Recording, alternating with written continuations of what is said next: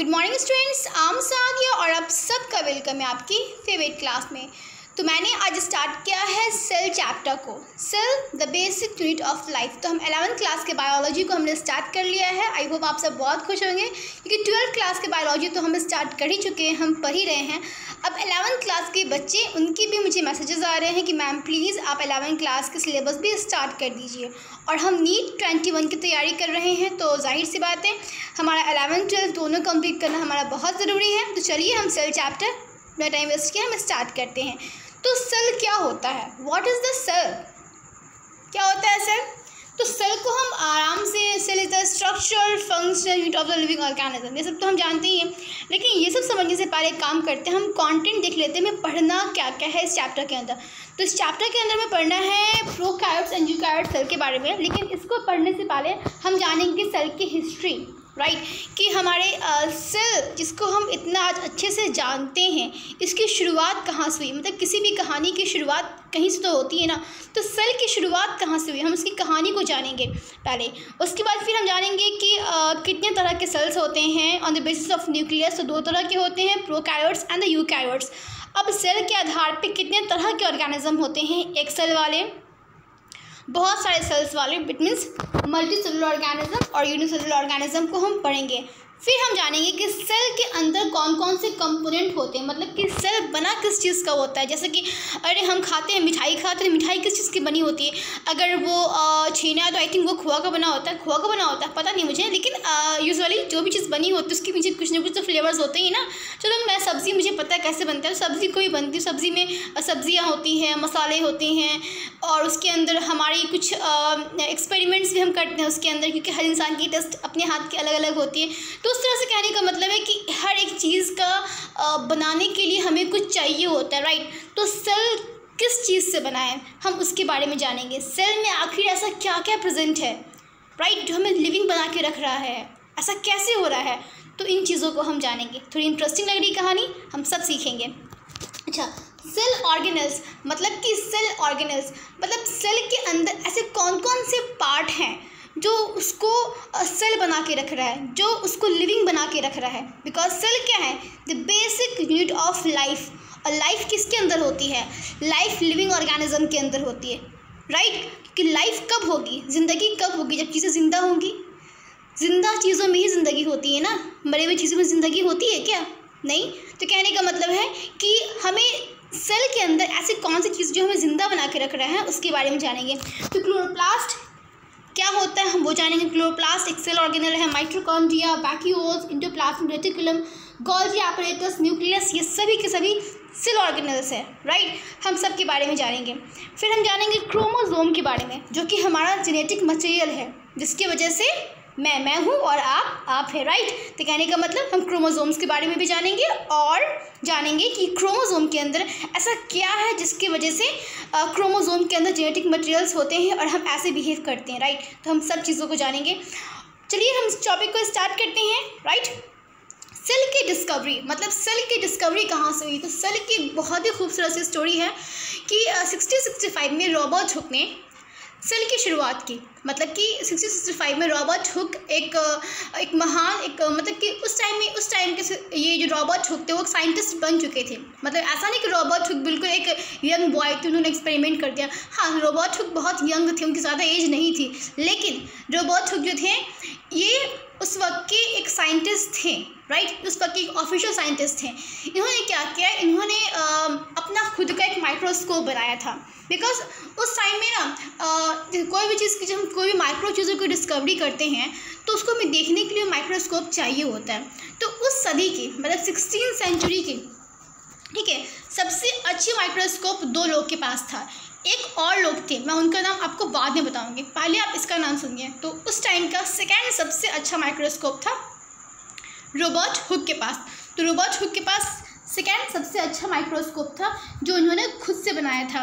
तो इन्होंने क्या किया, माइक्रोस्कोप बनाया और क्या किया ना, इनके पास ना एक कॉर्क का एक ढक्कन था। कहने का मतलब कॉर्क में एक लकड़ी होती है, जैसे कि आप छिलके के ऊपर बार्क देखते हो, बार्क मतलब छिलका, मतलब कि एक बड़ी सी मोटी सी जो पेड़, जैसे आम का पेड़ हो गया, नीम का पेड़ हो गया, तो नीम के पेड़ पे, आम के पेड़ पे ऐसे बहुत सारे जो मोटे मोटे पेड़ होते हैं जिनमें सेकेंडरी जाइलम होता है बेसिकली, उनके जितना छिलके होते हैं उस पेड़ पे ना, ऐसे यहाँ पे छिलके होते हैं ना, तो वो जो छिलके होते हैं उस छिलके को सेकेंडरी जाइलम होता है, उस छिलके को हम बेसिकली कॉर्क बोलते हैं, राइट। तो कहने का मतलब है कि उस छिलका होता है वहाँ पे। तो उन्होंने क्या किया, तो उन्होंने देखा कि उन्होंने एक कॉर्क उन्होंने एक्सपेरिमेंट किया।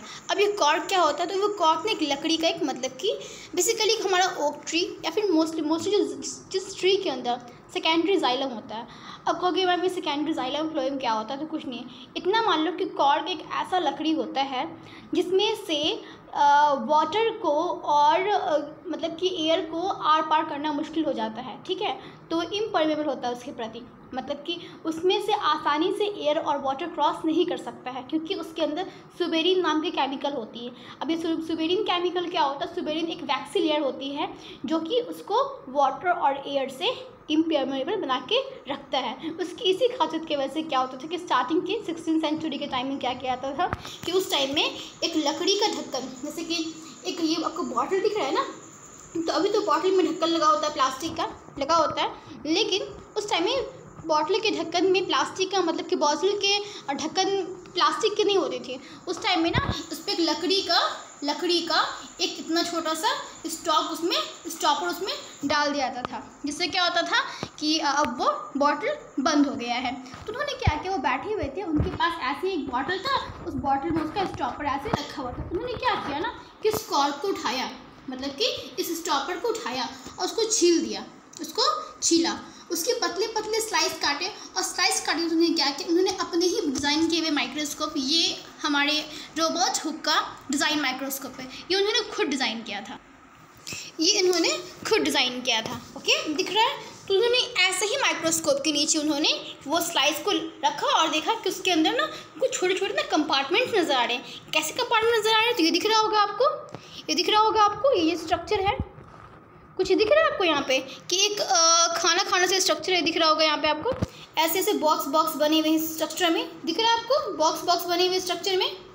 तो ये जो बॉक्स जो बने हुए इसमें, ये हर एक बॉक्स, तो उन्होंने देखा कि अरे ऐसा क्या, ये तो प्लांट मतलब लिविंग होता है, और लिविंग के अंदर कैसे सेल्स है, मतलब किसके अंदर कैसे स्ट्रक्चर्स है, इसके अंदर ऐसे खाली स्ट्रक्चर है। अब पता है उन्होंने इस खाली स्ट्रक्चर का क्या नाम दिया, पता है आपको, उसका उन्होंने नाम दिया 1 मिनट। तो उन्होंने क्या दिखा, तो उन्होंने ऐसे उन्होंने खाली कंपार्टमेंट्स दिखे, उन्होंने इस कंपार्टमेंट्स का नाम रख दिया सेल। एक्चुअली उन्होंने उसको सेलुले या फिर सेला और सेलवर्ड, इस तीनों नाम एक्चुअली एक ही होता है, सेलुले, सेला या फिर सेल्स, तीनों का मतलब एक ही होता है कि हॉलो कंपार्टमेंट्स। और उन्होंने कहा कि एक ऐसे स्ट्रक्चर है बिल्कुल मधुमक्खी के छत्ते जैसे स्ट्रक्चर है। तो आपने कभी मधुमक्खी का छत्ता देखा है? अच्छा, कभी कभी आप गांव में देखना, शहद वाला आता है और उस शहद वाले के पास ना वो मधुमक्खी के छत्ते को वो बेचता है, मतलब कि ऐसे उसमें स्ट्रक्चर्स बने हुए होते हैं, उसमें ना ऐसे स्ट्रक्चर्स बने हुए होते हैं, उसके अंदर शहद भरा हुआ होता है। तो वैसे ही दिखा क्या कि ऐसे एक स्ट्रक्चर्स हैं, ठीक है, और बहुत सारे स्ट्रक्चर्स हैं इस तरह के। तो उसको देख करके उन्होंने कहा कि ये तो बिल्कुल हनीकॉम्ब की तरह स्ट्रक्चर है, ठीक है, और इसका उन्होंने नाम क्या रख दिया, उसका उन्होंने नाम रख दिया सेलुले और सेला। ओके, इसको लिटिल रूम्स भी कहा था और स्मॉल कंपार्टमेंट स्ट्रक्चर भी कहा था। तो ये और भी टर्म्स उन्होंने यूज़ किया था उसके लिए। ओके, ठीक है। अब ये क्या होता है, his discovery indicates for the first time the living organism constitute of member of the small structure of unit. तो उनकी इस डिस्कवरी ने क्या बताया, उनकी इस डिस्कवरी ने ये बताया कि जितनी भी लिविंग ऑर्गेनिजम्स हैं वो सभी के सभी स्मॉल एक यूनिट से बने हुए हैं, एक स्मॉल स्ट्रक्चर से बने हुए हैं। कैसे स्मॉल स्ट्रक्चर से बने, जैसे कि हमारी जो घर होती है, हमारा जो दीवार होता है, हमारे जो रूम्स होते हैं, वो किसके बने हुए होते हैं, पहले ब्रिक्स के बने होते हैं, ब्रिक्स के अलावा भी बहुत सारी चीज़ लगती है, लेकिन मेन तो कंपोनेंट क्या, मेन तो ब्रिक्स ही होते हैं, ईंटें ही होते हैं। तो ऐसे बहुत सारी ईंटें मिलकर क्या बन जाती हैं, पूरे की पूरे एक रूम बन जाती है, पूरी की पूरी बिल्डिंग बन जाती है। वैसे ही बहुत सारे ऐसे ही सेल्स मिल करके पूरी की पूरी एक लिविंग बॉडी, एक लिविंग ऑर्गेनिज्म को बना देता है। तो ये बात किसने कहा था, ये बात हमारे रॉबर्ट हुक ने कहा था। मतलब कि एक्चुअली उन्होंने कहा, मतलब कि उनको ये लगा था, उन्होंने ये बात कहा भी था, तो उन्होंने इसकी शुरुआत की थी। तो सेल थ्योरी की मतलब सेल की स्टार्ट, जैसे ही हमारे रॉबर्ट हुक ने सेल पे काम करना शुरू किया, उसके फिर बहुत सारे साइंटिस्ट ने इनके बैक टू बैक साइंटिस्ट आते गए और उन्होंने उनके दिए गए कंसेप्ट को और आगे बढ़ाया। तो पहले शुरुआत हमारे रॉबर्ट हुक ने किया था 1665 में। ये बहुत ही इंपॉर्टेंट है, ये एग्जामिनेशंस में हमारे आते हैं। 1665 का कंसेप्ट हमेशा एग्जाम में आता है, राइट। तो उसको आपको याद रखना है। चलो हम आगे बढ़ते हैं। तो भाई ये कौन है, पहचानो इसको, कौन है? पड़ोस में रहते हैं क्या आपके? नहीं, ये हमारे कौन है? ये हमारे रॉबर्ट हुक है, जिन्होंने सेल की डिस्कवरी की थी। दिख रहा है आपको? आगे बढ़ते हैं, चलिए। अब लिखा हुआ है, क्या लिखा हुआ है यहाँ पे देखिए, to know history of cell. चलो हम सेल की हिस्ट्री को समझते हैं। तो सेल की हिस्ट्री तो हम शुरुआत भी कर चुके हैं। तो हमारे रॉबर्ट हुक ने सेल की डिस्कवरी की। जैसे ही हमारे रॉबर्ट हुक ने सेल की डिस्कवरी की, अच्छा पता है एक्चुअल में ना ये बात गलत लिखा हुआ है, रॉबर्ट हुक ने सेल की डिस्कवरी नहीं की। और बोलोगे ये कैसी बात होगी, अभी तो आप सेल की डिस्कवरी की, अभी आप मना कर रहे हो। तो मैं इसलिए मना कर रही हूँ क्योंकि जो सेल की डिस्कवरी रॉबर्ट हुक ने की, लेकिन आपको क्या लगता है कि हमारी जो सेल ऐसे खाली खाली होती है क्या? उसमें कुछ नहीं होता, उसमें साइटोप्लाज्म नहीं होता, उसमें न्यूक्लियस नहीं होते, सेल ऑर्गेनेल्स नहीं होते, सब होते हैं। तो फिर उन्होंने क्यों कह दिया हॉलो कंपार्टमेंट? क्यों कहा ना भाई उन्होंने, क्यों कहा? क्योंकि उन्होंने डेड सेल देखा था। अब एक लकड़ी जो पड़ा हुआ है, आपको जो लकड़ी ब्रेंच, ठीक है, आपके टेबल्स सब प्लांट्स के बने हुए हैं, क्या अभी तक वो जिंदा है? आपके जो ब्रेंच के जो सेल्स होंगे, जो ब्रेंच जो लकड़ी के बने हैं, क्या अभी तक वो जिंदा होंगे, मरे हुए होंगे? तुमने मरे हुए सेल को देखा तो खाली दिखेगा ना भाई, ठीक है, पहली बात तो ये। और उन्होंने बेसिकली उन्होंने सेल वॉल की डिस्कवरी की।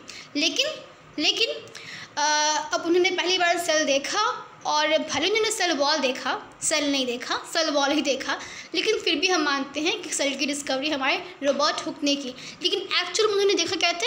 एक्चुअल में उन्होंने सेल वॉल देखा था। तो कभी कभी एग्जामिनर घुमा के क्वेश्चन पूछता है, तो आप स्मार्ट बच्चे हो, आपको मैंने पढ़ाया है, आपको तो याद रहेगा। अब वहाँ पे कह देना कि उन्होंने सेल की डिस्कवरी की। लेकिन उन्होंने सेल की डिस्कवरी जो की, उन्होंने देखा क्या था? उन्होंने सेल वॉल को देखा था, ठीक है, और वो डेड सेल था।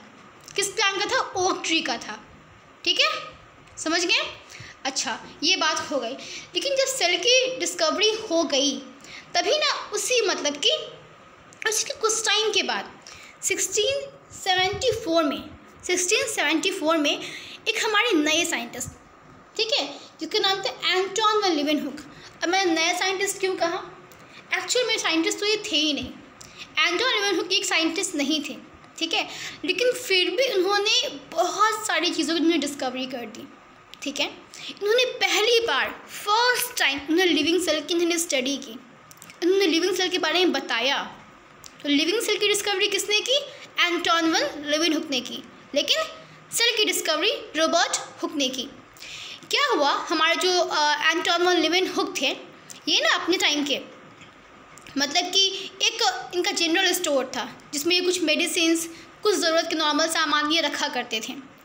तो जब ये फ्री बैठते थे, इनके पास तो कोई काम होता था नहीं, तो उन्होंने क्या किया, फ्री बैठे बैठे इन्होंने एक माइक्रोस्कोप बना लिया। फिर मैंने कहा था माइक्रोस्कोप बहुत इम्पॉर्टेंट डिस्कवरी के लिए। तो सबसे उस वक्त का सबसे अच्छा माइक्रोस्कोप एंटोन वन लीवेनहुक के पास था, और सेकेंड रॉबर्ट हुक के पास था। लेकिन एंटोन वन लीवेनहुक साइंटिस्ट नहीं थे, उन्होंने कुछ स्लाइड्स को जोड़ा और उन्होंने अपना माइक्रोस्कोप बना दिया, ठीक है। अब जैसे कैसे घर में हमारे एक फ्रिज होता है, तो एक बच्चे कैसे दिन रात फ्रिज खोलते रहते हैं, बंद करते रहते हैं, बहुत एक्साइटेड रहते हैं, तो वैसे ही क्या किया इन्होंने, जो नया माइक्रोस्कोप बनाया था, बिल्कुल नए नए बच्चे की तरह रोज़ मतलब क्या करें, उसमें कुछ ना कुछ देखें, कभी बारिश का पानी देखें, कभी नाले का पानी देखें, कभी स्पर्म को ही देख लें, मतलब कुछ कुछ ये देखते रहते थे, ठीक है। तो ऐसे ही देखते देखते इन्होंने क्या किया, बहुत सारे चीज़ों की डिस्कवरी कर दी। तो इन्होंने सबसे पहले उन्होंने क्या किया, भाई बरसात का टाइम था, बारिश हुआ और रेन वाटर मिट्टी पे गिरा, तो वो रेन वाटर तो गंदा हो गया ना। तो उन्होंने क्या किया, उस गंदे पानी को, मतलब नाला का पानी बोल सकते हो, गंदा पानी बोल सकते हो, उन्होंने गंदे पानी को, ठीक है, जो मिट्टी मिल गया, उस गंदे पानी को उठाया, माइक्रोस्कोप के नीचे देखा, तो क्या देखा, उसके अंदर ना लिटिल रॉड लाइक स्ट्रक्चर है, तो उन्होंने बेसिकली बैक्टीरिया की डिस्कवरी कर दी। तो बैक्टीरिया की डिस्कवरी किसने किया था? हमारे एंटोन वॉन लीवेनहुक ने दिया था। लेकिन बैक्टीरिया टर्म को इन्होंने नहीं दिया था, इन्होंने बैक्टीरिया के लिए एक और वर्ड यूज़ करते थे। इन्होंने बैक्टीरिया कहा था वाइल्ड एनिमल क्यूल्स। क्या कहा था? वाइल्ड एनिमल क्यूल्स। मैं जो बता रही हूँ इंपॉर्टेंट सबको कॉपी में लिख लीजिए, ठीक है? नहीं हो तो जो आपको बड़ी ये पीपीटी दिख रही होगी सामने में, ये जो दिख रहा होगा प्रेजेंटेशन, इसको भी आप अपने कॉपी में नोट्स की तरह लिखिए, ठीक है? तो क्या किया था इन्होंने? तो इन्होंने उस वक्त बैक्टीरिया का नाम क्या रखा था? वाइल्ड एनिमल क्यूल्स रखा था। लेकिन बाद में एहरनबर्ग एक नाम के साइंटिस्ट से उन्होंने वाइल्ड एनिमल क्यूल को कन्वर्ट करके उसका नाम बैक्टीरिया रख दिया। तो बैक्टीरिया टर्म को दिया था एहरनबर्ग ने, लेकिन बैक्टीरिया को पहली बार डिस्कवरी किसने किया था? Anton von Leeuwenhoek. ये बहुत पॉपुलर क्वेश्चन है, नीट वगैरह में सब में आता है, इसलिए आप सबको अच्छे से लिखिए और याद भी रखिए। अच्छा, तो ये बात हो गई हमारी कि सेल की मतलब कि लिविंग सेल की डिस्कवरी कैसे हुई, राइट? अब रॉबर्ट ब्राउन, ये सब सेंचुरी बहुत इंपॉर्टेंट है। रॉबर्ट ब्राउन 1831 में इन्होंने न्यूक्लियस की डिस्कवरी कर दी कि न्यूक्लियस हमारी जो होती है हेरिडिटी मटेरियल को रखता है, तो इसकी डिस्कवरी कर दी हमारे रॉबर्ट ब्राउन ने। न्यूक्लियस की डिस्कवरी होने के बाद अभी तक सेल थ्योरी नहीं आई, ठीक है? तो सेल थ्योरी की डिस्कवरी क्या था? 1838 और 1839 में दो साइंटिस्ट मिल करके, एक हमारे स्वीडन, एक हमारे श्वान। तो एमजे स्वीडन जो कि एक क्या थे? वो हमारे एक जूलॉजिस्ट थे, सॉरी। तो क्या है हमारे एमजे स्वीडन हमारे बॉटनिस्ट थे और स्वान हमारे जूलॉजिस्ट थे, ठीक है? तो इन्होंने मिल करके सेल थ्योरी को दिया। सेल थ्योरी क्या होता है, इसमें क्या क्या लिखा है, हम सब पढ़ेंगे आगे। रुडोल्फ विर्को ने फिर क्या किया? इन्होंने ये कहा कि भाई सब बात तो हो गई, सेल ठीक है, समझ में आया कि सेल हमारा structural function unit of the living organism है, ये बात सेल थ्योरी ने कहा था, ये बात तो भाई हम समझ गए। लेकिन एक सेल आया कैसे, कहाँ से आया, उस बात को प्रूव किया रुडोल्फ विर्को ने, ठीक है? अब कैसे प्रूव किया, क्या था, हम सब पढ़ेंगे आगे, ठीक है? चलो हम देखते हैं आगे। ये पता है क्या दिख रहा है? ये आपको दिख रहा है बुक का फर्स्ट पेज। भाई ये किसके बुक का फर्स्ट पेज है? हमारे बुक का तो नहीं है। माइक्रोग्राफिया, बताओ माइक्रोग्राफिया बुक किसने लिखा था? किसने लिखा था? रॉबर्ट हुक ने। तो रॉबर्ट हुक ने सेल थ्योरी के बारे में, रॉबर्ट हुक ने सेल के स्ट्रक्चर के बारे में किस में बताया था?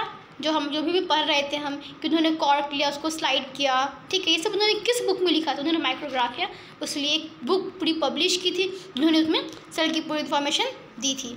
और क्या ये उसका first page minute bodies, small structure, magnifying glasses का यूज़ किया, राइट? तो ये सब उन्होंने लिखा हुआ है, रॉबर्ट हुक, राइट? उन्होंने इसको डिस्कवरी की थी, ये बुक को लिखा था। भाई ये कौन है हमारे? अच्छा पता है रॉबर्ट हुक कौन थे? हमारे फादर ऑफ साइटोलॉजी, ठीक है? ये बात तो बहुत कॉमन है, पता होगा। Study of structure of cell is called cytology, समझ में आ गया? अच्छा, पहली बार लिविंग सेल को देखा था हमारे, किसने देखा था?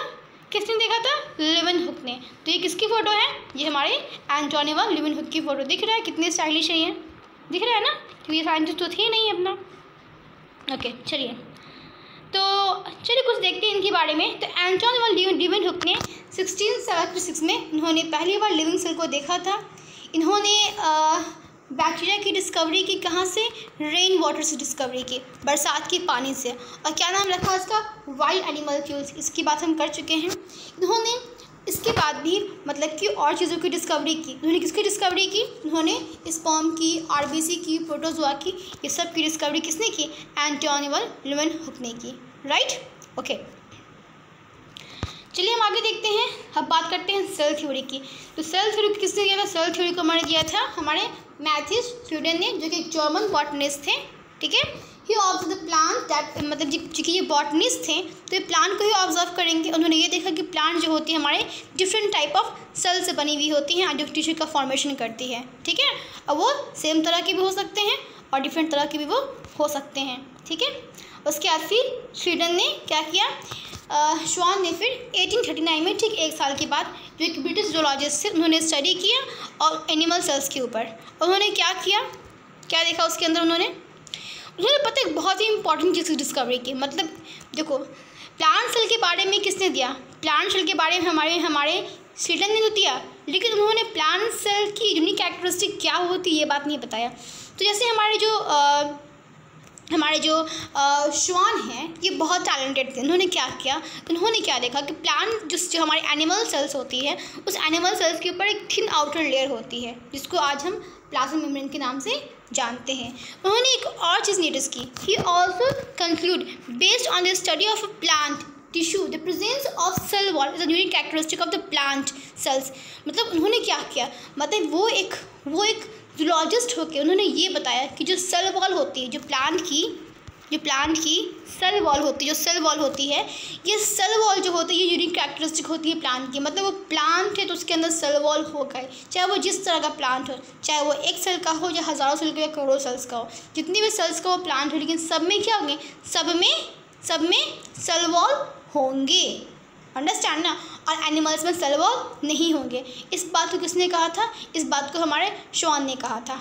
तो अक्सर ये हमारे टॉपिक कंफ्यूज करती है लोगों को कि सबको लगता है अरे सेल वॉल के बारे में बताया होगा किसने, श्रीडन ने बताया होगा, क्योंकि वो तो बॉटनिस्ट थे, श्वान जूलॉजिस्ट, उन्होंने बताया नहीं होगा। लेकिन यहाँ पे केस उल्टा है, तो ये आपको याद रखना है, ये क्वेश्चन बनता है एग्जाम में। और क्या कह रहा है, उन्होंने क्या किया, उन्होंने ये भी कहा, Schwann propose the hypothesis that the bodies of animals plant composed of the cells and product. उन्होंने ये भी कहा कि जो श्वान ने ये बात भी कहा कि जो हमारी बॉडीज एनिमल की जो प्लांट हो सब के सब सेल से बनी होती है, सेल के प्रोडक्ट से बनी हुई होती है, ठीक है। और फिर दोनों मिल करके श्रीडन एंड श्वान ने क्या किया, साथ में एक सेल थ्योरी दे दिया, ठीक है। लेकिन उन्होंने ये नहीं बताया कि एक सेल बता दिया कि हाँ सेल क्या होता है, सेल प्लांट में होता है, सेल एनिमल्स में होता है, सेल वॉल डिफाइनिंग फीचर, ये सब बता दिया। लेकिन उन्होंने ये नहीं बताया कि एक्चुअली में कि एक सेल आता कहाँ से, how the sales comes from, right. तो ये बात उन्होंने नहीं कहा था। तो ये बात तो किसने कहा था, ये बात तो कहा था रुडोल्फ विर्को। रुडोल्फ विर्को हमारे 1855 में इस बात की खोज कर दी, बता दिया कि जितने भी सेल्स होते हैं वो कहाँ से आते हैं, वो आते हैं प्री एग्जिस्टिंग सेल्स। जिसके लिए उन्होंने एक मंत्र दिया, क्या नाम था उस मंत्र का, ओमनी सेलुलाए सेलुला। क्या नाम था उसका, मेरे साथ बोलो, ओमनी सेलुलाए सेलुला। बड़ा इंटरेस्टिंग लग रहा है। तो इस टर्म को दिया था हमारे रुडोल्फ विर्को ने दिया था, ठीक है। विर्को विर्चो दोनों पढ़ सकते, दोनों सही है, ठीक है। तो उन्होंने ये टर्म को दिया, और इस टर्म का मतलब ही होता है कि एवरी सेल्स कम्स फ्रॉम, ठीक है, pre existing sales. Every new sales comes from pre existing sales. पहले दिए गए सेल्स से ही नए सेल्स आते हैं, राइट। वो सेल डिवाइड करते हैं और न्यू सेल का फॉर्मेशन करते हैं। ये थ्योरी उन्होंने दिया था। तो फाइनल शेप हमारे सेल थ्योरी को किसने किया था, फाइनल शेप हमारे सेल थ्योरी को हमारे रुडोल्फ विर्को ने किया था। तो सेल थ्योरी को दिया था हमारे श्रीडन एंड श्वान ने। और लेकिन इसको फाइनल शेप किसने किया था, फाइनल शेप क्या था, हमारे रुडोल्फ विर्को ने किया था, ठीक है। इन्होंने ये कहा कि all living organism composed of cells and product of cells. तो ये हमारे सेल थ्योरी का कंक्लूजन निकला। और cells are rise from the pre existing cells, ये हमारी जो एक एडवांस मॉडर्न सेल थ्योरी बना, उसमें फिर ये बात आ गई। अच्छा, पता है मॉडर्न सेल थ्योरी को हम सेल प्रिंसिपल ही बोलते हैं आज, ठीक है। तो अगर सेल प्रिंसिपल कहीं पे आए तो घबरा मत जाना कि वो सेल कोई प्रिंसिपल है, जैसे स्कूल के प्रिंसिपल होते हैं, ठीक है। तो घबराना मत उससे, वो हमारा बस एक मतलब सेल का सिद्धांत, सेल थ्योरी, समझ में आ गया। प्रिंसिपल का मतलब सिद्धांत भी होता है, दोनों अलग अलग हैं, ओके। अब यहाँ पे बात आ गई कि यूनिसेलुलर एंड मल्टीसेलुलर कि सेल के कितने तरह के होते हैं अपने अरेंजमेंट के आधार पर। तो सेल दो तरह के होते हैं, हमारे सेल यूनिसेलुलर भी होते हैं और मल्टी सेलुलर भी होते हैं। मतलब कि जो लिविंग ऑर्गेनिज्म दो तरह का होता है, एक सेल वाला भी हो सकता है तो भी वही जिंदा है, और बहुत सारे सेल्स वाला भी हो सकता है। बेसिकली जो made up of single cells unicellular organism जो होते हैं, जो एक सेल के जो ऑर्गेनिज्म बने होते हैं, चलो ठीक है समझ लो क्या होता है। जो एक सेल के जो ऑर्गेनिज्म बने होते हैं उसको बोलते हैं यूनिसेलुलर। बोलेगा भाई तो कितने सेल का बना है, बोलेगा हम तो एक ही सेल के बने हैं। किससे पूछेंगे, बैक्टीरिया से पूछेंगे, सुन ना भाई तो कितने सेल का बना है, तो बैक्टीरिया क्या बोलेगा, मैं तो एक सेल का ही बना हूँ, तो हो गया यूनिसेलुलर। अब बैक्टीरिया हमसे पूछता है कि तू कितने सेल का बना है, तो ये बता, बोलेगा हम तो बहुत सारे सेल्स के बने हैं, तो हम क्या हो गए, हम हो गए मल्टी सेलुलर। वैसे हमारी बात तो नहीं होती उससे, लेकिन मानने को मान रखना, याद करने के लिए हम कुछ भी कर सकते हैं, राइट, ओके। तो इसका बना होता है, तो made up of many cells होते हैं। The single cell has able to perform the all life process like obtaining food, respiration, excretion. तो इसमें बहुत इंटरेस्टिंग बात क्या होती है कि जितनी भी यूनिसेलुलर ऑर्गेनिज्म होते हैं वो सारे के सारे लिविंग प्रोसेस करते हैं। देखो एक सेल लिविंग कब होगा? जब उसके अंदर लिविंग के सारे प्रोसेस होंगे। और लिविंग की प्रोसेस क्या है? हम कैसे खुद को बता सकते हैं कि हम लिविंग हैं? हम डांस कर सकते हैं इसलिए, हम खा सकते हैं इसलिए, ठीक है, हम सांस ले सकते हैं इसीलिए, ठीक है, हम बड़े हो सकते हैं, ग्रो कर सकते हैं इसीलिए, हम अपने ऐसे ऑर्गेनिज्म को प्रोड्यूस कर सकते हैं इसलिए। तो ये सब लिविंग कैरेक्टरिस्टिक है। तो ये सारे के सारे लिविंग कैरेक्टर, हम मल्टीसेलुलर तो करता ही है लेकिन यूनिसेलुलर भी सारे काम करता है, इसलिए बोलते हैं कि वो लिविंग है। अंडरस्टैंड? इससे बढ़ते हैं। The cells have similar basic structure and similar basic activities. Multicellular organism में क्या होते हैं, किसकी मतलब कि देखो, पहली बात तो सेल का शेप और साइज जो होता है वो डिफरेंट होता है, ठीक है, लेकिन बेसिक स्ट्रक्चर सेम होता है। मतलब सबके पास साइटोप्लाज्म होगा, सबके पास न्यूक्लियस होंगे। तो ये बहुत बेसिक बात पता होगा, साइटोप्लाज्म क्या होता है, न्यूक्लियस क्या होता है। नहीं पता तो कोई दिक्कत नहीं है, हम सेल ऑर्गेनेल्स को पढ़ेंगे तो हम देख लेंगे क्या होता है, ठीक है। लेकिन समझ लीजिए बेसिक सबका सेम होता है लेकिन शेप और साइज़ सबका अलग अलग होता है। किसी का शेप बहुत अलग सा होता है, किसी का, तो सबके शेप साइज़ अलग अलग होते हैं, ठीक है। समझ लीजिए, सब पढ़ेंगे आगे, सेल के शेप साइज सब देखेंगे। ओके,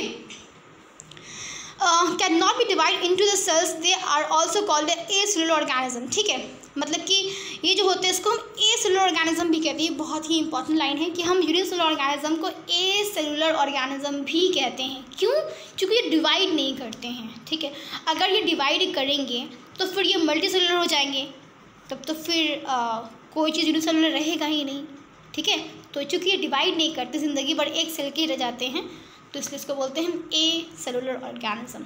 तो यूनिसेलुलर का एक और नाम है, जैसे आपका एक और घर का नाम होगा जो आपने मैं नहीं बताया है, ठीक है।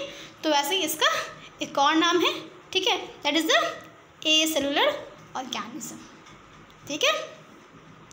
और क्या लिखा हुआ है, जैसे कि अमीबा, पारामीशियम, ये सब एग्जाम्पल्स है आपके एसेलुलर ऑर्गेनिज्म के, या फिर यूनिसेलुलर ऑर्गेनिज्म। पता नहीं अमीबा क्या होता है, अपनी बॉडी को शेप को चेंज करता रहता है, डिस्को डांस करता रहता है। पारामीशियम सबको हम जानेंगे क्या होता है, ठीक है। ओके, फिर हम बात करेंगे the different shapes and aggregate form of different tissue. कहने का मैं, देखिए मैंने पहले भी कहा, जो सेल जो होती है वो डिफरेंट शेप्स में होते हैं, ठीक है, ओके, और साइज में भी होते हैं। और वो एग्रीगेट करते हैं, एक साथ कलेक्ट होते हैं और टिश्यू का फॉर्मेशन करते हैं। टिश्यू क्या होता है? टिश्यू एक वैसी स्ट्रक्चर होती है जिसमें एक तरह के या फिर एक से अलग तरह के सेल्स एक साथ आते हैं और एक फंक्शन करते हैं, काम करते हैं, ठीक है। तो एक टिश्यू जो है उसको एक काम सौंप दिया जाएगा, भाई तो ये काम करना है, ठीक है, तो उसे वो करेगा, उसका एक स्पेसिफिक वर्क होगा, ठीक है। तो हम आगे जब देखेंगे टिश्यू विश्यू क्या होता है तो हम जानेंगे उसके बारे में। अभी आप समझ लीजिए टिश्यू यही होता है, ठीक है, ठीक है। Tissue forms organ give rise to organ system and perform the special function. अब ये पूरी की पूरी इसने ये कह दिया कि जो हमारी जो पूरी ऑर्गेनिज्म, जो पूरी हमारी लिविंग बॉडी होती है वो कैसे बनी होती है। देखिए पहली बात तो सेल आता है, बहुत सारे सेल्स कलेक्ट करते हैं आपस में, ठीक है, बहुत सारे सेल्स आपस में जुड़ते हैं। आई नो बहुत गंदा सा ये हो गया लेकिन कोई दिक्कत नहीं, आप समझ लीजिए। बहुत सारे सेल्स आपस में जुड़े, क्या बन गए? टिश्यू बन गया। क्या बन गया? टिश्यू बन गया। और बहुत सारे टिश्यू, बहुत डिफरेंट तरह का टिश्यू, बहुत डिफरेंट तरह का टिश्यू, चलिए मैं कलर चेंज करती हूँ, बहुत डिफरेंट तरह का टिश्यू, देखिए, ओके, टिश्यू सब आपस में एग्रीगेट करते हैं और क्या बना देते हैं? क्या बना देते हैं? बना देते हैं हमारे ऑर्गन सिस्टम, ठीक है। तो बहुत सारे सेल्स, एक सेल से बहुत सारे सेल्स मिलकर क्या बना देते हैं? टिश्यू बना देते हैं। और बहुत सारे टिश्यू मिलकर बना देते हैं ऑर्गन, और बहुत सारे ऑर्गन मिलकर बन जाते हैं हमारे ऑर्गन सिस्टम। क्योंकि टिश्यू में ये बात समझ गए क्या होता है, ठीक है, ये बात हो गया है। अब हम एग्जांपल क्या देखते हैं कि हमारे मल्टीसेलुलर के एग्जांपल्स कौन हैं। तो मल्टीसेलुलर के हमारे एग्जांपल क्या है? प्लांट, एनिमल, फंगस, ये सब हमारे मल्टीसेलुलर ऑर्गेनिज्म के एग्जांपल्स हैं। हम क्या हैं? हम एक सेल के हैं क्या? नहीं, हम मल्टीसेलुलर हैं, ये बात तो पता ही होगा, ओके, ठीक है। अब कह रहा है कि difference between prokaryotes and eukaryotes, ठीक है। तो वो तो हमने बात किया था कि ऑर्गेनिज्म कितने तरह के होते हैं on the basis of cells, ठीक है। अब ये बात करेंगे कि सेल कितने तरह के होते हैं on the basis of nucleus, ठीक है। तो मेरी इसका हेडिंग क्या होना चाहिए कि on the basis of nucleus how many types of cell. तो on the basis of nucleus दो तरह के सेल्स होते हैं, होता है प्रोकैरियोट्स, एक होता है यूकैरियोट्स। एक और होता है, ठीक है, उसको बोलते हैं, क्या बोलते हैं? एक और कौन सा होता है वो आप मुझे कमेंट बॉक्स में कमेंट करेंगे, ये आपका होमवर्क है, ओके, ये बताना आपको कि दो तरह के तो होते हैं प्रोकैरियोट्स यूकैरियोट्स, एक और तरह के होते हैं, ठीक है। आप मुझे बताओ, नहीं आएगा मैं आपको कल के लेक्चर में मैं बताऊंगी कि कौन सा होता है, ठीक है। लेकिन आपको कमेंट करना, अगर आप मुझे कमेंट नहीं करोगे तो फिर मैं गुस्सा हो जाऊँगी आपसे, ठीक है। अगर आप पढ़ रहे हो तो फिर सीरियस होकर पढ़िए, ठीक है, क्योंकि मैं कुछ काम किया तो उसको आपको पूरा भी करना है उस काम को। तो ये मेरी आपसे एक क्या है, प्रॉमिस है कि आपको करके लाना होगा। आपको बताना है कि प्रोकैरियोट्स यूकैरियोट्स के अलावा कौन, नहीं आता तो गलत ही लिख देना है, कोई दिक्कत नहीं, या फिर लिखना मैम मुझे नहीं पता, ये भी लिखना है, लेकिन कुछ ना कुछ आपको कमेंट करना है, ठीक है। आपको मेहनत करनी है, आप मेहनत से भाग नहीं सकते हो, ओके। चलो देखते हैं प्रोकैरियोट्स क्या होता है। ऑर्गेनल्स लैक मेम्ब्रेन, मतलब कि प्रोकैरियोट्स जितने भी होते हैं बेसिकली, जब भी बात करें प्रोकैरियोट्स क्या होता है तो क्या माइंड में आपके आता है, कुछ माइंड में आता है? कुछ नहीं आता, बहुत ख़राब बात है। जब भी हम बात करें प्रोकैरियोट्स, हमारे माइंड में एक इमेजिनेशन आना चाहिए बैक्टीरिया, ठीक है। तो एक याद कर लो कि जितनी भी बैक्टीरिया सबके सब प्रोकैरियोट्स हैं। तो बैक्टीरिया को पकड़ो, मतलब ऐसे नहीं जगह बैक्टीरिया को पकड़ लेना है, बैक्टीरिया तो पूरे आपके चेहरे वेरे हाथ वाथ सब पे लगे होंगे, ठीक है। हाँ, सब जगह बैक्टीरिया लगे होते हैं, ठीक है। तो उसको तो पकड़ेंगे नहीं, लेकिन आप दिमाग में रखो उसके बैक्टीरिया के पास क्या क्या होते हैं। उसके बाद फिर प्रोकैरियोट को एक्सप्लेन कर दो, बहुत ईजी है। तो प्रोकैरियोट्स क्या होते हैं, उसके पास ना ऑर्गेनेल लैक मेम्ब्रेन, मतलब उसके पास जितने भी मतलब कि हमारे ऑर्गेनल्स, हमारे सेल के अंदर बहुत सारे ऑर्गेनल्स होते हैं, जैसे कि endoplasmic reticulum, Golgi apparatus, nucleus and so on thing होते हैं। लेकिन बेचारे प्रोकैरियोट्स के पास ना नहीं होते, बड़े गरीब होते हैं वो, ठीक है। उसके पास ना सेल ऑर्गेनल्स होते ही नहीं हैं। क्यों नहीं होता? उसके पास न्यूक्लियस ही नहीं होता। अब जब न्यूक्लियस ही नहीं होगा तो सेल ऑर्गेनल कहाँ से होगा, ठीक है। ज़्यादा डीप नहीं आते, इतना समझ लीजिए कि जितनी भी प्रोकैरियोट्स होते हैं उसके पास सेल ऑर्गेनल्स नहीं होते हैं, ठीक है। इसलिए लिखा हुआ है organelle lack a membrane. 1 minute, organelles lack a membrane. तो देखिए, ज़्यादा टेंशन नहीं लेना है क्या कह रहा है, इतना समझ लीजिए इसके पास मेम्ब्रेन बाउंड ऑर्गेनल नहीं होते, उसमें सीधी लिखा हुआ नहीं है, ठीक है। दूसरी बात क्या, इसके पास क्या होता है, ऑर्गेनल कवर्ड बाय मेम्ब्रेन, ठीक है। इसके पास जो ऑर्गेनल्स होते हैं वो मेम्ब्रेन से कवर किए हुए होते हैं। देखिए, एक बहुत इस लाइन में एक बहुत ही इंटरेस्टिंग बात छुपी है, ये ऑर्गेनल्स लैक ऑफ मेम्ब्रेन, मतलब इसके पास ऑर्गेनल्स तो होते हैं लेकिन मेम्ब्रेन नहीं होता उसके पास। ऐसा क्यों? जबकि हम ये पढ़ते ये डोंट हैव, हाँ हम पढ़ते हैं ये बात, दे डोंट हैव, प्रोकैरियोट्स क्या पढ़ते हैं, they don't have membrane bounded organelle, ठीक है, दे डोंट हैव, ठीक है। लेकिन हम ये बात क्यों कहते हैं, इसके पास मेम्ब्रेन लेस ऑर्गेनल नहीं होते हैं। इसका मतलब इसका जिसके पास जिस भी ऑर्गेनल के पास मेम्ब्रेन नहीं है वो होंगे, उल्टा बात कर रहे हैं। मतलब कि एक सेल ऑर्गेनल है, इसके पास अगर मेम्ब्रेन है तो प्रोकैरियोट्स में नहीं होंगे। लेकिन अगर इसके पास ये एक सेल ऑर्गेनल है, इसके पास मेम्ब्रेन नहीं है तो प्रोकैरियोट्स में होंगे। ऐसे कोई ऑर्गेनल्स होते हैं क्या? बहुत घुमा के हो गया, बिल्कुल।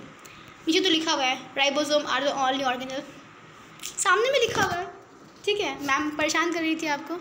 तो उसके पास क्या होता है कि एक राइबोसोम एक ऐसे ऑर्गेनल होते हैं जिसके पास मेम्ब्रेन नहीं होता है।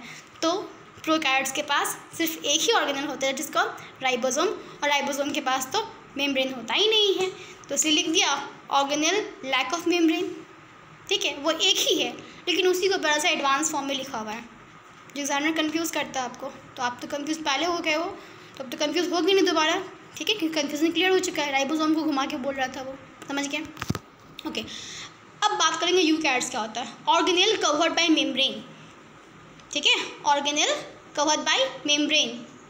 ओके, मेरी डाटा भी ख़त्म हो रही है, कोई दिक्कत नहीं है, कैंसिल करो इसको, okay. Membrane multiple organelles include the ribosome, ठीक है। तो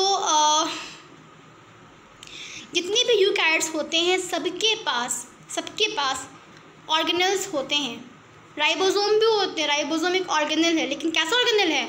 मेम्ब्रेनलेस ऑर्गेनल है। आई होप आपको याद हो चुका होगा, ठीक है। तो राइबोसोम, गोल्गी एपैरेटस, जैसे जितने भी होते हैं ऑर्गेनल सब होते हैं, ठीक है, सब होता है इसके पास। Genetic material floats in cytoplasm, जैसे बहुत इंटरेस्टिंग बात है कि इसके पास ना प्रोकैरियोट्स के पास ना बड़ा बुरा होता है, ठीक है, इसके पास ना मतलब कि कोई भी ना सेपरेशन नाम कोई चीज़ ही नहीं होता है, ठीक है। जैसे कि अब मैं आपको एक एग्जांपल दूं तो ये आपका घर है, ये घर नहीं है लेकिन मान लो ये घर है आपका, इस घर में एक मतलब वो क्या बोलते हैं, गेस्ट रूम बोलते हैं, जिसमें गेस्ट आते हैं, चलो एक गेस्ट रूम, इसमें गेस्ट आके बैठे हुए हैं, एक किचन इसमें खाना बन रहा है, एक बेडरूम इसमें सो रहा है, और एक क्या है, एक हमारा चलो टॉयलेट है।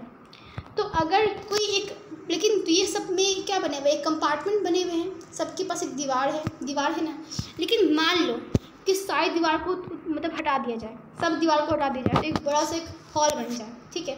अभी इसी हॉल में इस कोने में क्या है, खुले में खाना बन रहा है, अब खाना बनाया जा रहा है, अब यहाँ पर कोई गेस्ट आके बैठ गया, वो भी पूरा देख रहा है क्या खाना बन रहा है भाई, ठीक है।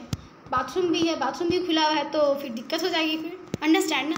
तो कहने का मतलब क्या है कि ऐसे तो वैसे इसके पास होता है कि इसका बड़ा बुरा होता है, क्या होता है उसके पास जो कोई मेम्ब्रेन कोई सेपरेसी तो है नहीं, तो उसके पास जो जेनेटिक मटेरियल जो होता है, जो डीएनए वगैरह क्या होता है, डीएनए क्या होता है, डीएनए आरएनए, ये हमारा है जेनेटिक मटेरियल।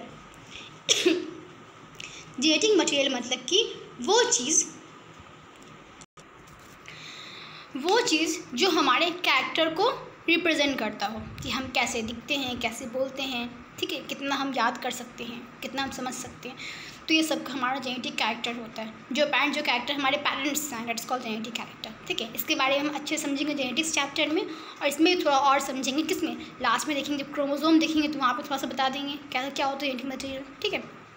तो क्या होता है कि जो हमारे जितने भी प्रोकैरियोट्स होते हैं उसके पास ना, उसके अंदर ना जेनेटिक मटेरियल उसके ऐसे ही साइटोप्लाज्म में घूमते रहते हैं। क्यों? क्योंकि उसके पास न्यूक्लियर मेम्ब्रेन नहीं होता है, ठीक है। तो प्रोकैरियोट्स के पास न्यूक्लियर मेम्ब्रेन नहीं होता है, इसलिए उसका जेनेटिक मटेरियल क्या होता है, उसके साइटोप्लाज्म में फ्लोट करता रहता है, तैरता रहता है, समझ गया। जबकि यूकैरियोट के पास क्या होते हैं, मेम्ब्रेन से कवर्ड क्या होता है जेनेटिक मटेरियल, मतलब कि इसके पास न्यूक्लियस होते हैं, और न्यूक्लियस में होता है न्यूक्लियर मेम्ब्रेन, और न्यूक्लियस में होगा न्यूक्लियर मेम्ब्रेन, इसका मतलब जेनेटिक मटेरियल इसकी रहेगी सेफ। क्यों? क्योंकि न्यूक्लियस के अंदर ही होता है जेनेटिक मटेरियल। आई थिंक इतनी बच्ची वाली बात ये सब पता होगा आपको, ठीक है। नहीं पता है मैं बता दूंगी, लेकिन फिर ये पता आपको होना चाहिए। आगे देखते हैं क्या है, प्रोकैरियोट्स यूकैरियोट्स के बारे में और भी कुछ डिफ्रेंशिएट है। अब प्रोकैरियोट्स के पास डीएनए तो होते हैं, लेकिन क्या इसके डीएनए हमारे तरह होते हैं? बिल्कुल भी नहीं। इसके डीएनए ऐसे गोल गोल गोल गोल कैसे होते हैं? कैसे होते हैं? गोल गोल गोल गोल, ठीक है। तो हमारे प्रोकैरियोट्स जो होते हैं उसके डीएनए ना सर्कुलर होते हैं, गोल गोल होते हैं। जबकि जो हमारे डीएनए हैं, हमारे डीएनए कैसे होते हैं? लीनियर, लंबे होते हैं, ऐसे ऐसे वाले होते हैं। देखा है स्ट्रक्चर, ठीक है। देखिए इस तरह का स्ट्रक्चर बड़ा कॉमन है, ठीक है। एड वैड में भी चला आता है ऐसा स्ट्रक्चर। तो ये हमारा डीएनए, लीनियर डीएनए होता है, ठीक है। अब लिखा हुआ है प्रोकैरियोट्स एक सेल के ही होती है, बात पता है। ये यूकैरियोट्स यूनिसेलुलर भी हो सकते हैं और मल्टीसेलुलर भी हो सकते हैं, यस। तो यूकैरियोट्स कौन कौन से यूकैरियोट्स जो कि यूनिसेलुलर हैं, इसका भी आप जल्दी से जाओ और अभी कमेंट कर दो, ठीक है। लेट मत करो, दोनों जाओ अभी कभी कमेंट कर दो, पहला वाला क्वेश्चन और ये वाला भी क्वेश्चन, ठीक है। अब क्या लिखा हुआ है, the cell has similar in the cells are smaller in size. जितनी प्रोकैरियोट्स होते हैं उसकी साइज़ कितनी होती है? सबकी साइज़ छोटी होती है, ठीक है।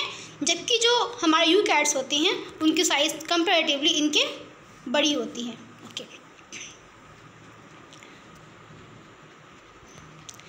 अब लिखा हुआ है कि has larger number of organism. देखो ये बात भी बहुत फैक्ट नहीं, इसको मैं 100% मार्क्स में नहीं दूंगी। क्यों? इसीलिए क्योंकि ज़्यादातर जो छोटी चीज़ें होती हैं उसकी आबादी ज़्यादा होती है। जैसे कि आप एलिफेंट देख लो, इतना बड़ा, उसकी आबादी कितनी कम है। लेकिन एंट की देखो कितना छोटा हो, उसकी आबादी कितनी ज़्यादा। तो जितनी भी यूनिसेलुलर ऑर्गेनिज्म उसकी आबादी ज़्यादा होती है, क्योंकि बैक्टीरिया हमारे बॉडी पे ही करोड़ों प्रेजेंट है, मिलियंस प्रेजेंट है, तो बाहर तो होंगे ही ना ज़्यादा। तो उस तरह से जो एक सेल वाले ऑर्गेनिज्म जो प्रोकैरियोट्स होते हैं, ठीक है, उसके पास जनसंख्या ज़्यादा होती है हमारे मतलब कि यूकैरियोट के कंपेयर में, ठीक है। अपीयर 4 बिलियन ईयर अगो, इसका मतलब क्या होता है? दे अपीयर 4 बिलियन ईयर अगो, मतलब कि ये 4 बिलियन ईयर पहले से प्रेजेंट है। इसका मतलब क्या है? इसका मतलब आपको मिलेगा इवोल्यूशन चैप्टर में। इतना समझो, हमारी अर्थ बनी थी तो सबसे पहला जो ऑर्गेनिज्म दुनिया में आया था वो हमारा बैक्टीरिया था, ठीक है, प्रोकैरियोट्स था। उसके बाद फिर 3 बिलियन के बाद फिर आ रहा है यूकैरियोट्स, ठीक है। तो बैक्टीरिया बहुत टाइम तक हमारे अर्थ पे रहा। तो हमारे बैक्टीरिया कौन है? हमारे दादाजी हैं, दादाजी के दादाजी के दादाजी, मतलब बहुत पुरानी बात है ये, ठीक है। तो अर्थ पे पहला लाइफ कौन था? बैक्टीरिया था। बैक्टीरिया कैसे ऑर्गेनिज्म है? तो प्रोकैरियोट्स, ठीक है, मतलब कैसे सेल है? तो प्रोकैरियोट सेल है। देखिए ये आपकी प्रोकैरियोट्स है। दिखती कैसी है? दिखती कैसी है ये? 1 मिनट। दिखती कैसी है प्रोकैरियोट्स हमारी? तो प्रोकैरियोट्स को दिख रहा है। तो अगर हम बात करें बैक्टीरिया के स्ट्रक्चर की, बैक्टीरिया का इकोलाई का एग्जांपल है ये हमारा इकोलाई का स्ट्रक्चर है। इकोलाई कुछ इस तरह का दिखता है। इकोलाई एक बैक्टीरिया है, देखिए ये साइटोप्लाज्म है, ठीक है, ये उसका एक सेल है, ये साइटोप्लाज्म है, ठीक है। और ये अंदर में ये न्यूक्लियोइड है, that is genetic material, nucleoid है, ठीक है।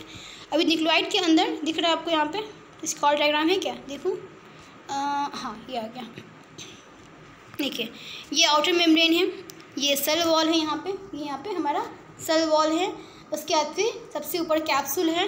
तो जो हमारा जो बैक्टीरिया होता है बेसिकली वो 3 लेयर्स में होता है। कौन कौन सा होता है? आउटर में कैप्सूल होता है, कैप्सूल के जस्ट बाद सेल वॉल होता है, उसके बाद होता है प्लाज्मा मेम्ब्रेन। तो 3 लेयर में होता है। तो हम समझते हैं कि भाई सेल वॉल प्लांट में भी होता है और किस में होता है, और बैक्टीरिया में भी होता है।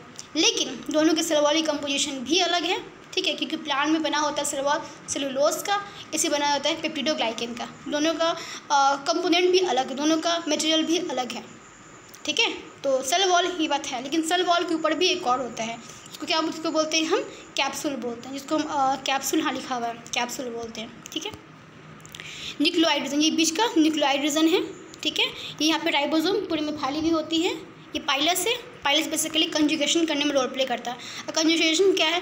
तो कंजुगेशन एक प्रोसेस है जिससे बैक्टीरिया रिप्रोडक्शन करता है, ठीक है। बताएंगे आगे क्या होता है। ये फ्लैजिला है जिसके थ्रू ये मूव कर सकता है।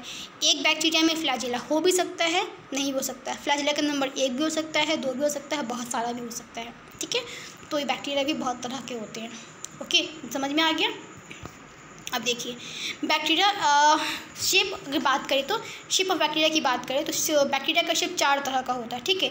एक होता है कॉकस स्फेरिकल शेप का, बैसिलस रॉड शेप का, स्पाइरल स्प्रिंग शेप का, एक होता है विब्रो कॉमा शेप का। तो विब्रो इसमें छूट गया है, वो मतलब लगता है कट गया, इसके अंदर आ नहीं पाया है। तो विब्रो होता है कॉमा शेप का। तो शेप का आधार पे प्रोकैरियोट्स 4 तरह के होते हैं। प्रोकैरियोट्स मतलब बैक्टीरिया 4 तरह का होता है। अच्छा, बैक्टीरिया को किसके अंदर पढ़ते हैं? बैक्टीरिया को हम डाइवर्सिटी में किंगडम मोनेरा के अंदर पढ़ते हैं। तो जितनी भी इन्फॉर्मेशन थी हम सब जान ली इसके बारे में। आई होप आपको बहुत अच्छा लगा होगा। थोड़ा सा और समझ लेते हैं क्या लिखा हुआ है। कैप्सूल आउटर लेयर होता है, स्लाइमी लेयर होता है, ठीक है, स्लाइमी कोटिंग होता है, चिपचिपा सा कोटिंग होता है। सेल वॉल कैसा होता है? मिडिल टफ लेयर होता है। और सेल मेम्ब्रेन डेलिकेट इनर, मतलब कि ये लचीला मेम्ब्रेन होता है, ठीक है। तो आई होप आपको समझ में आ गया होगा। अब हम नेक्स्ट लेक्चर में इसकी आगे की बात करेंगे। तो आपको लेक्चर कैसा लगा उसको कमेंट बॉक्स में कमेंट कीजिए। आपको जो मैंने क्वेश्चन दिया है उसको भी कमेंट बॉक्स में लिखिए, और अगर आपको अच्छा लगा तो उसको लाइक कीजिए। और सबसे इम्पॉर्टेंट चीज़, अपने फ्रेंड्स के साथ इसे शेयर कीजिए ताकि उन्हें भी अच्छी नॉलेज मिल सके जैसे आपको मिल रही है, क्योंकि हर बच्चे को हक है एक अच्छी नॉलेज गेन करने का। और अगर आप मेरे चैनल पे नए हैं, क्योंकि अब नए ही होंगे, 11वीं क्लास में पहली बार देख रहे हैं, पहला वीडियो तो ये है 11वीं क्लास का, तो इस चैनल को सब्सक्राइब कर लीजिए। क्योंकि सब्सक्राइब करने से क्या फ़ायदा होगा कि मैं जो भी लेक्चर डालूँगी उसकी नोटिफिकेशन आपको मिल जाएगी, ठीक है। ये आपके यूट्यूब के फ्रंट पेज पे आता रहेगा, उसके इनबॉक्स में शो करता रहेगा। तो ऐसे ऐसे आपका कोई भी क्वेरीज़ हो, कोई भी चीज़ आपको लेक्चर में मेरे समझ में नहीं आया है, तो वो भी आप कमेंट बॉक्स में कमेंट कर सकते हैं। Thank you.